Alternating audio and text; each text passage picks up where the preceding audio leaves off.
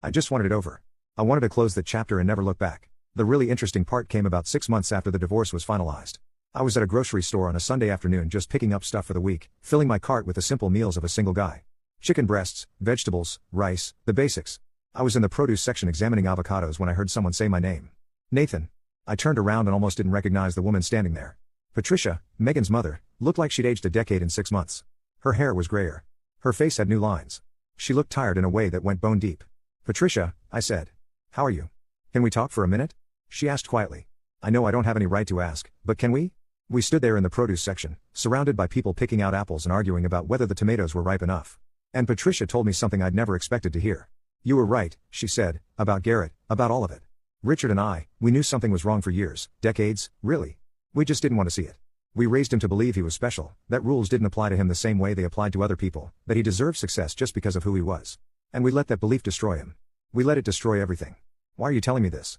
I asked. Because you deserved better, Patricia said, her eyes welling up with tears. From all of us, from this family, but especially from Megan. She was so scared of disappointing us, of not living up to what we expected, that she forgot how to be a partner to you. She forgot that marriage means choosing your spouse over everyone else. Even over your family, especially when your family is wrong. How is Megan? I asked, surprising myself with the question. Alone, Patricia said simply. She moved back in with us for a while after the divorce, but it didn't work. Too many memories in that house, too much damage from everything that happened. She's living in a small apartment now, working long hours, not dating anyone. I think she's trying to figure out who she is without us telling her who to be. I felt a twinge of something.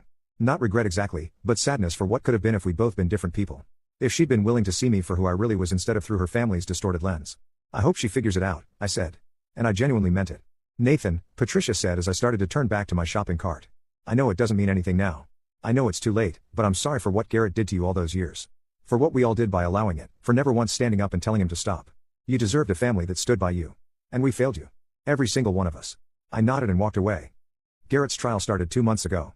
The pension fund investigation uncovered so much fraud that the federal prosecutors threw the book at him. We're talking wire fraud, money laundering, conspiracy charges, the whole menu. His lawyers tried to negotiate a plea deal, but the prosecutors weren't interested. Too many retirees had lost too much money. The judge denied bail after determining Garrett was a flight risk. So, he's been sitting in a federal holding facility waiting for his trial to wrap up. Last I heard, he's looking at 12 to 15 years if convicted on all counts. The golden boy of the Mitchell family wearing an orange jumpsuit and eating cafeteria food.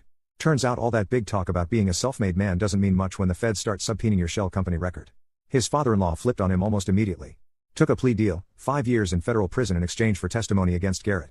He's already serving his sentence at some minimum security facility in Arizona. The country club membership his family had maintained for 3 generations revoked. The vacation home seized as part of the asset forfeiture. 60